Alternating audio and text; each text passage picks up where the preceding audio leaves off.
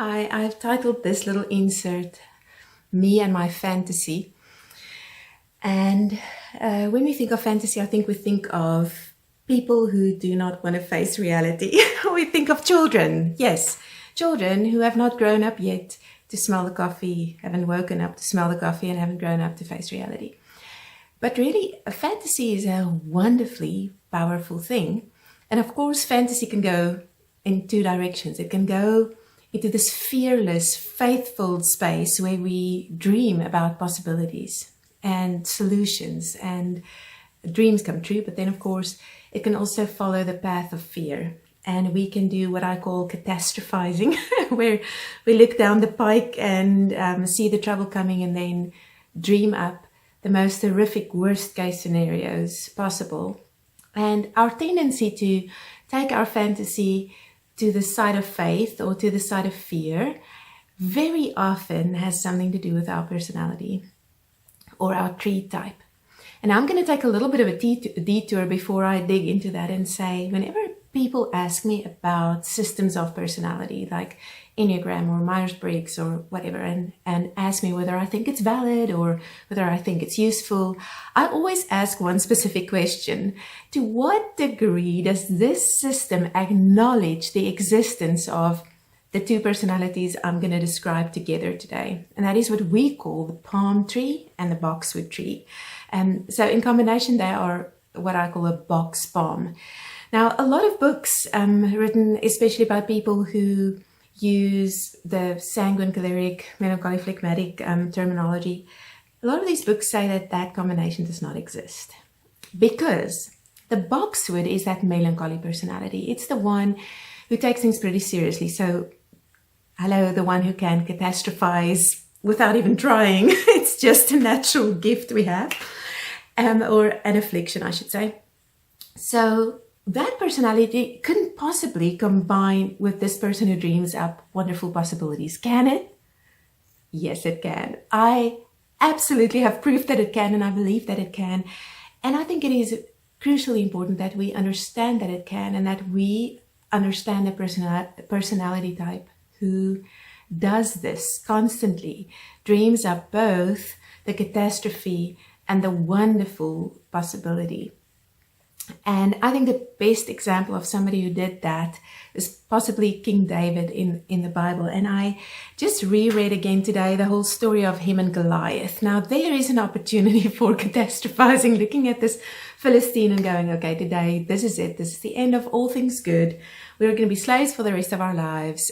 We have finally met our match, and we are just going to slink back into the shadows and pretend this day never happened and see what we can salvage.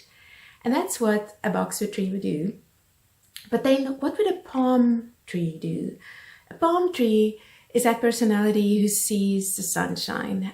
If you've ever seen a palm tree in a storm, it bends down all the way to the curb. And then when the winds die down, and sometimes even before it does, they pop right back up. So this is the side of King David's personality that we see when he takes food to his brothers on the battlefield. And then I love these words. He says, when Saul tells him, you know what, you can't go and fight this Philistine. You're too young and inexperienced, and he's been at this fighting business since before you were born. So here's a reality check for the person given to fantasy of, listen, you are out of your depth. You better just give it up. And here is his amazing response. He says, I've been a shepherd, tending sheep for my father. Whenever a lion or bear came and took a lamb from the flock, I'd go after it. I'd knock it down, I'd rescue the lamb. Now, here we see the boxwood part of David's personality, the part that takes responsibility and that goes home last, because that's the characteristic of a boxwood leader, is you stick around until the job is done. On your watch, nothing goes wrong. You tick the boxes, you dot the I's, you cross the T's. And this is what he did. He said, if it turned on me, I'd grab it by the throat, wring its neck and kill it. Lion or bear, it made no difference. I killed it. And I'll do the same to this Philistine pig who is taunting the troops of God alive. God, who delivered me from the teeth of the lion and the claw of the bear, will deliver me from this Philistine. And then Saul said, go and God help you. So here is somebody going, yeah, quite the fantasy. But the thing is, David had proof. He had proof from real life experience.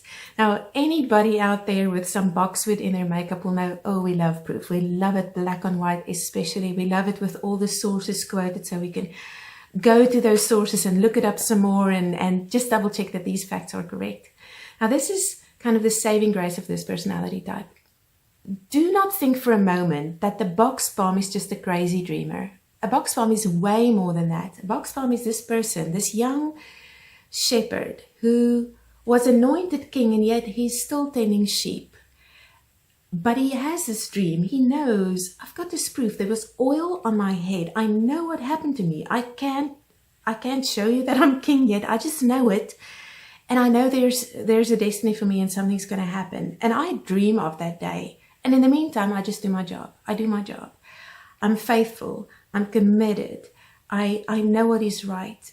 And I'm willing to serve. I mean, he's running errands back and forth between the field and the palace. Whenever Saul has his bad mood, he goes over there and he plays his harp. Another typical thing we see in the box bomb personality type, the artist, the creative, intensely emotional person who makes things of beauty.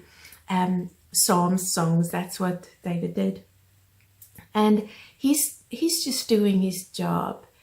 But he's never forgetting that something really magnificent was given to him, a fantasy of ruling Israel, a dream of being a difference maker. And he's cultivating this faith instead of this fear. And of course, there were times when he didn't do that. And we see that when we read the Psalms. If the Psalms are not the tune of a box bomb, I don't know what is, because we hear him in one psalm going from God, you have forgotten me to Lord, I will never stop singing your praise, all in one song. And that's the depth and the beauty of this personality type, is when they can remember the proof and they can go back to the memories, and hopefully they're journaling it somewhere, of how things have worked out, how someone bigger than their challenges was on their side. They can switch on the fantasy. I mean, when he faces Goliath, he tells him exactly what's going to happen. And this is a dream. This is a fantasy. He has no proof, but he says, today I'm going to chop off your head and I'm going to feed your body to the birds of the air. And then we are going to take all of you Philistines who follow you and we're going to make you our slaves. That's what's happening right now. Giant in my way. And wow, the ability to do this, to fantasize like this, with faith that is undergirded with proof, that is powerful and that is useful in leadership. So I really want to encourage you, if this is your personality type, the one that can have a really foul mood and a really faithful moment, just a few minutes apart, maybe a few hours apart, let's be fair. Do not allow any personality style system or any other message to convince you that you are unstable. There was nothing stable about David's personality, but there was something very, very stable in the God that he held on to. And that is something you can do. Find your stability in what you know to be true, and then fantasize the way this beautiful box bomb example of leadership did, and go slay some giants.